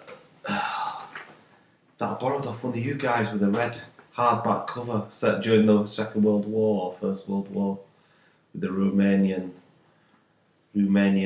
kind of priest, Romanian kind of special powered girl.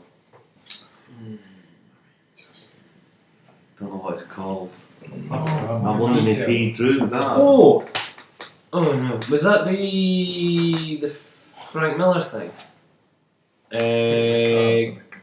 Crab legs. yeah. Liberty It's thing. very imaginative. Give me liberty. No, Give me liberty. no, but it's not that. It wasn't like Give Me Liberty. Second World War? No, that was the future. That was That's No. in the future. Give me liberty. I just remember you saying. So are you collecting that? Well, there was like 4 of them, and they've all come out now, Right. and they were great. And there was previous series. There was one where. The Cowboy. Do you know, there was one where he was like fighting a load of guys in the desert, and so you got like a double splash like the Kirby, and Right. it was all these guys standing waiting to fight them, Right. and they had like, you know, say they had like bats and nails and just all this violence, you know, and then you turned the page and it was another load of them waiting, Right. and there was another, and it was the whole issue was one big panel, all these guys waiting to fight with them. Right. That's the one. So what is it with hard boiled? What is he? Yeah. The vulture shows concerns about his cholesterol levels. Yeah, it always opens with like animals talking quite, you know, Yeah. Jesus. quite profoundly and quite explicitly. And what's this? Oh, that's the hard boiled. How long did that run for? When was that out? Do you know what I always remember with that? The cover, and it was the guy with the gun, and there was a car, and he was like kicking the car, and it That's was just- driving at him, and it was all that. through that. Yeah, just That's the first image I remember going, what the hell? Yeah. You know? When was this? What was that, early 90s? Early 90s, yeah. Never heard I've of got it. the collection. Is it good? How many did it run for? Frank Miller wrote it, didn't he? Yes. I know that. And it was, Scripted. I remember Frank Miller talking about, oh no, it wasn't that one, it was the big guy, Rusty the Robot. That was Jeff Darrow as well, wasn't it? Just another Jeffery as well, yes. Yeah, and I remember he got the artwork and it was like whole entire buildings collapsed and Frank Miller was meant to dialogue it. And he was says, yeah, I'll do it. And he got all this artwork and I just sat and looked at it and went, I've got no idea what to put on this.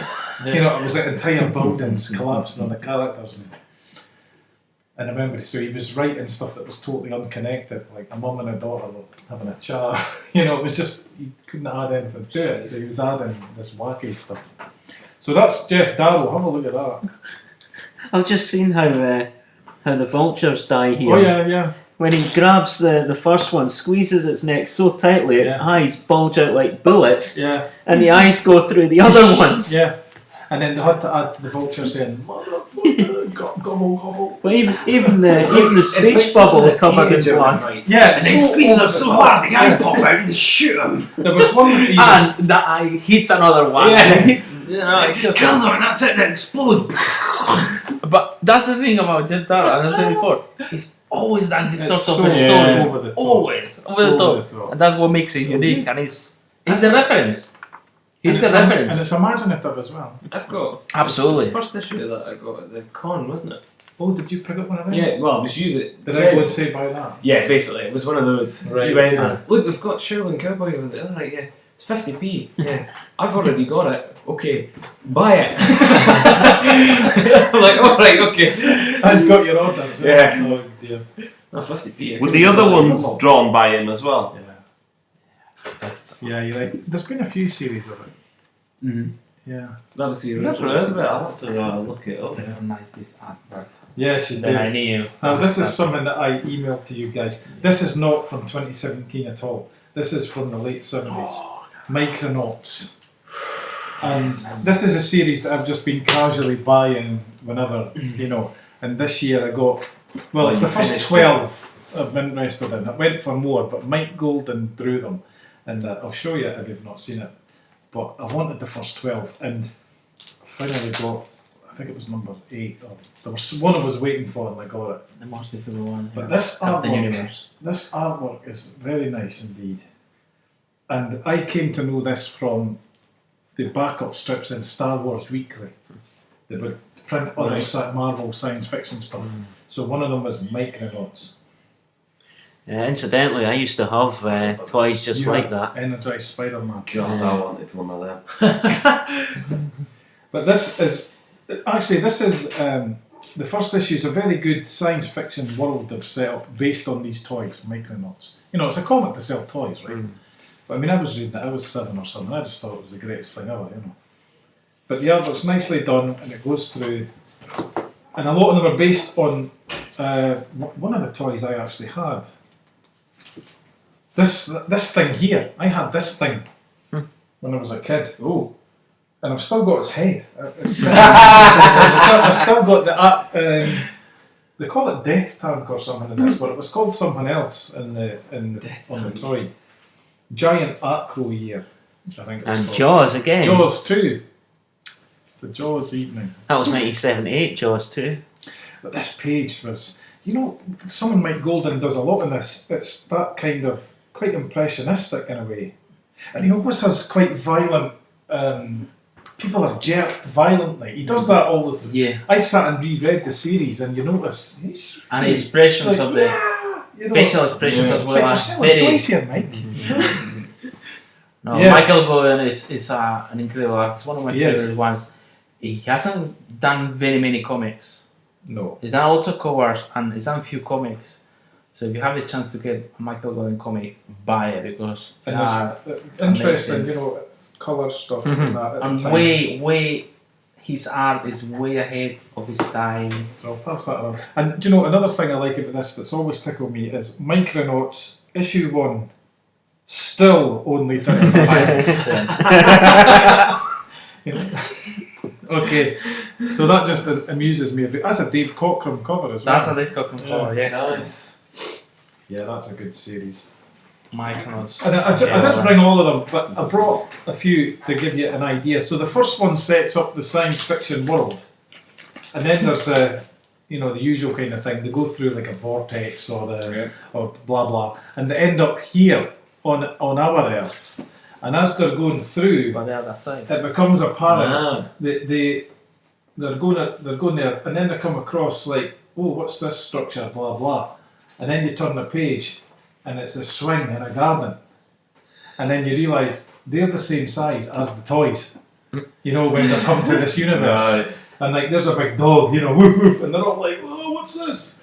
So they have quite a few issues where they're going about on Earth. And of course that gives them the opportunity to meet Man-Thing. They've got to interact with like some regular Marvel characters. God, I can smell that from here. Great, eh? That old comic smell. Well, that's copyright. Oh, Master, look, the Master. Master will come through, yeah. Action, drama, thrills. So Spills! I would say, I don't know how you would take to this, as a growing adult for the first time. But I read it at the It time, means something and to I loved it. Yeah. And I can still look at it and think, come on, that's good art. It's an interesting thing, but it's I can't definitely read- nostalgia. I can read any Michael Golden comic anytime. Yeah. Because to me it's an artist. This is one of those that has been an influence in many other, and also he wasn't just a comic art book artist because he used to work in advertisement and design, and he's done that, and he's done animation as well. So he's done many things. Yeah. So comics is no the only thing he's done, but those in the 70s, late I think it's late 70s, early 80s. Yeah. He did a few things because he did Micronauts. He did one Star Wars issue, Oh yeah. which I have as well. Which is brilliant. I think it's the 37 or 38 37, American, yeah. something like that. He did a couple of issues for Doctor Strange, Volume 2 for Marvel. Again, that one written by Roger Stern. Right. Again, that's a fantastic run if you can get it. Yeah. Because it's Paul Smith, it's Michael Golden, there's P. Craig Russell, there's a fantastic selection of artists working in those comics there. And then the majority has been covers. And then, of course, he changed his style quite a bit and did the Nam. Yeah, and he did the Nam. The Nam was really good as well, but it looked quite different. Yes, but it's still Michael Golden. But you can could still still see tell it was him. expressions, the claroscuro, Funny the enough, light and the dark. Yeah. characters got kind of more cartoony, even though a lot of them had like big chins and Yes. yeah. Yes. So in a way, Nam, yeah. fantastic. And that's another Series. interesting thing they did with Micronauts as I was rereading it. That a lot of the lettering, they've made a decision to, like the never characters noticed are that. in a spaceship and they're at a strange angle, so they've turned it. So you're often reading it and you have to turn the page. And the first time it happened, I went, oh, that's interesting. And then as it kept happening, I'm like, for God's sake. Yeah. So it was interesting, but I you wish didn't there know was that. I have all of this. yeah. So, and then I'm kind of jumping to The art number is 11. amazing. Yes, this art in this one is just, tremendous. It's just amazing. This is like, because it was written, they wrote the first 12 as a kind of funny series. Right. I mean, it carried on past that because Yeah, it yeah, sold well. So they've kind of got number 11 as the big finale, and then there's number 12 where it all kind of, all the parts sort of land and people That is spread out. mental. But the artwork The art on is this amazing. Yeah, it's really nice. Did I hear right that they were wanting to make it into a film? Yes. Yeah. Yes. Lovely. Yeah. Well, the thing is though, the rights will be all over the place, eh? They've never reprinted this. Well, the I don't rights think are Cosmos owned was- by Is it the Mecca toy or- company. Yeah. So where has the Yeah. they have the rights? It's the same company that has Transformers. So Bro, that's bro, so they yeah. want to put Micronauts and Transformers within the same universe. Oh, great. Well, Oh, they've done it. Michael Bay will They've win. done it in comics. Love that page. They done it in Yeah, comics. well, that- IDW did because they done Transformers, Mask, Yeah, everything. Micronauts. It's like the Kenner Rom. collection or something like. Yeah, Rom. Yeah. So the Rom was. I enjoyed the Rom. At the Yeah, time. yeah, I remember you saying. so they kind of G.I. Joe kind Yeah. of They did so Well, many that's based on what they toys. want to do with the films, apparently. So that was Lovely, yeah, the that was fantastic first issue. nice. Yep, still only 35 cents. Yeah. So, and then the last thing I brought was, this is new, Peter Bagg, Fire, the Zora Neale Hurston story. This is tremendous. This is excellent. Zora Neale Peter Bagg is so Hurston good at story. this. Is that Yeah, real this person? is like biography stuff, you know. Oh. Really worth a read. Drawn in quarterly. He does one of these every few years now. The subject matter, or the I'm not actually too sure on the subject matter. I It's just like know that it's Pioneer, Peter Bagg. That's kinda. Yeah. There you go. A pioneer. he's just He's he's tremendous. so good, so good. It's ridiculous. I just can't. I can never get over how he keeps the quality exactly the same. It has never changed at all. You can go to like early days of Hate, and it is exactly the same as that. It never falters, not once. I do think it is interesting the way he's completely changed his topic and his Oh, manner yeah. and what he does, but he uses all the same Humour tools and that he's everything. learned. Yeah, because it was all grunge and hipster stuff and punk and Yeah, and it was everything. personal Yeah, it was all- relationships and humour and gross out stuff. And so when he first said he was doing this, I thought, that was interesting. And then I read it and I just thought it was terrific. Yeah. Yeah, just the subject matter just totally changes. Yeah. Okay. Before you go, I've got one thing to mention. Lovely. Matt Garvey is an independent comic writer. Gave this away online, the first issue of The Devil in Disguise, which is like, I don't know, it's kind of like a weird pulpy devil worshipping story. Guy meets a woman on the train and she turns out to be possessed with a demon child, and then it sort of gives you a backstory of how she became possessed with this demon child and the big cult that she's part of, and then her escape and meeting this guy. But then after she's met the guy, he gets possessed by the demon that came out of her, and it's the devil is inside of him. And that's where it kind of ends, is the whole point of the story. But just the way it looks and the way it's written, it's done in kind of a comedy, pulpy kind of way. I thought it was quite interesting. It's quite sort of stunning visuals with severed heads and whatnot as well, but it's good. I like that, and there's another panel that it looks like, to me it's like a homage to the demon. Jack Yeah. Kirby. Pretty much the style, posture, the face of the guy. This one. Yes. Yeah. Because that here Very Jason Blood, this. is very, Hair highlights. Yeah. isn't it? But it's nice. It's just kind of impacted me. Very, very, very well written and lovely art. I can't actually. It's quite like Darwin Cook. Robert Hamad. And Ahmed. Matt Garvey. Yeah. But it's Matt Garvey was giving it away this first issue online. I wouldn't mind reading a bit more. I'm kind of looking forward to issue 2, to be honest. But yeah. Quite interesting that one. Yeah, it's nice, isn't it? Yeah. It's a nice cover as well. I like the thought. cover, isn't it? Yeah. Doesn't really give much away, No. which is good. I couldn't really go into the story without kind of getting to the point. You know what I mean? So Yeah. but it's worth a read. So if you want me to send it to you, Yes, please. I'm going to try and actually get a hard copy for anybody that wants to read it. But no, I've got it down. Thank you. But yeah, I thought it would be worth mentioning for everybody. Very good. Oh, Gavin, quick wee glimpse of fire. Yeah. Right here. Great book. Gentlemen, it's been a pleasure. Cheerio. I shall see you next time. See you next time. Enjoy Raptors. I know you will. Do it. I've got lots of stuff to enjoy here. So, Grandville, the one thing I would recommend Solve, with Wow. with Raptors, you read it on your own. Yeah, I won't be reading it with Armando.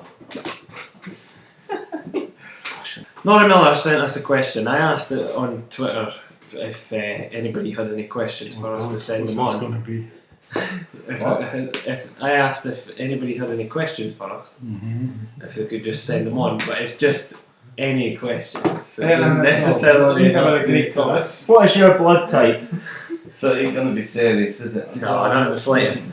We have got serious comic people listening to this podcast, have we? Yeah. Fucking hell. Shit. Nori says, perhaps Tom might be able to answer this question, but my question is, why do dogs have cold noses? I heard it was because a dog helped to plug a hole in Noah's Ark with its nose, but I've always debated how true this is. Any info would be great. Thanks, Nori.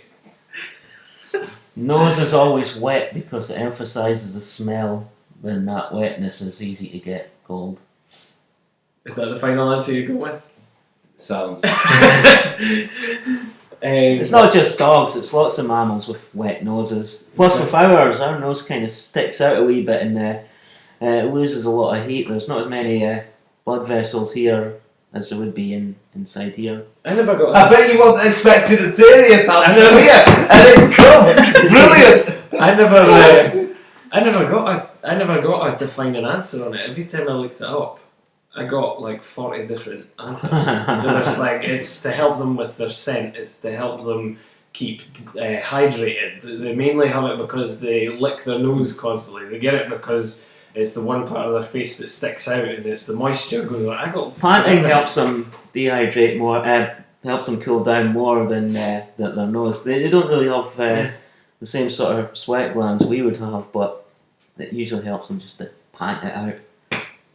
What? See? Brilliant. See, I was just going to point them to Google. First Second did the science comics that Mike brought along. Yeah. It was science comics. The Great Barrier Reef and all that kind of stuff. Yeah. They did a recent one that was dogs. I was just going to say, if you've got any questions, And you about could dogs, you could probably get that Go for one Second. from that shop in Edinburgh as well. Because that's where I got it. That's where I got the dinosaur one, and I think that's where I got the Great Barrier Reef one from as well. I got There you it go. from that shop. But they did one that was science comics and dogs, and it just gives you everything on the dogs, but in comic book form. First Second. I take it the dogs' noses are quite sensitive. Yeah. Yes and no.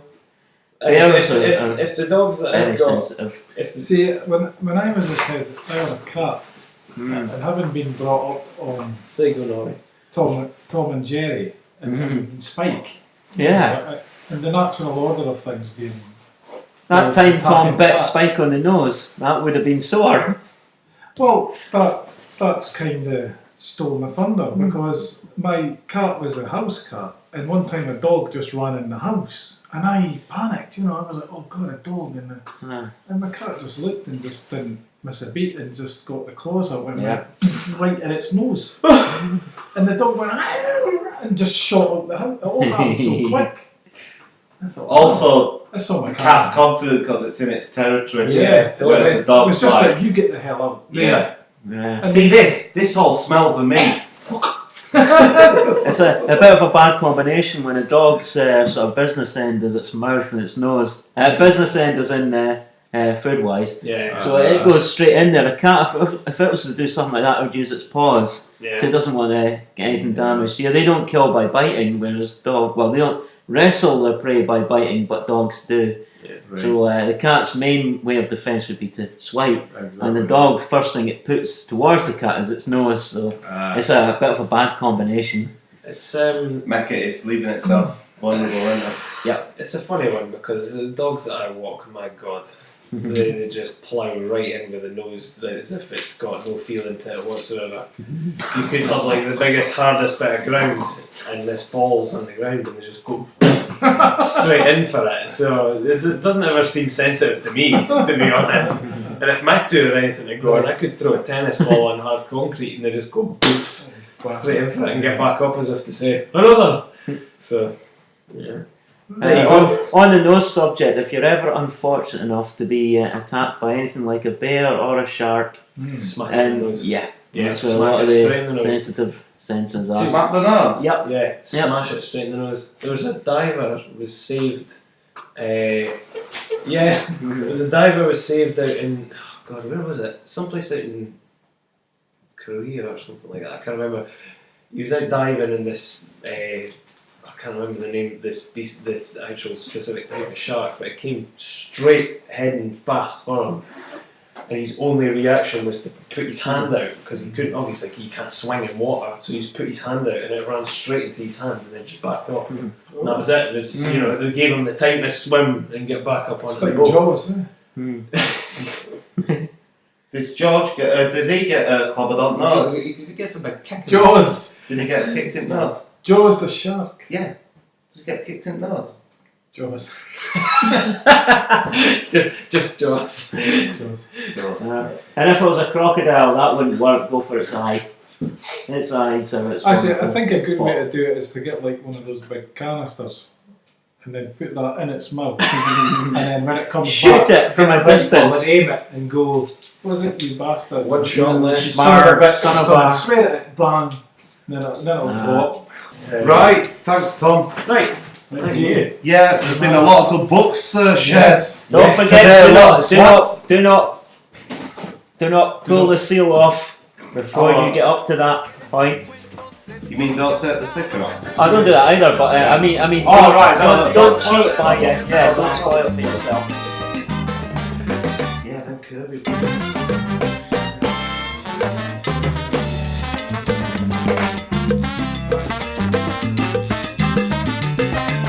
Lo que viene es la Sonora Libre.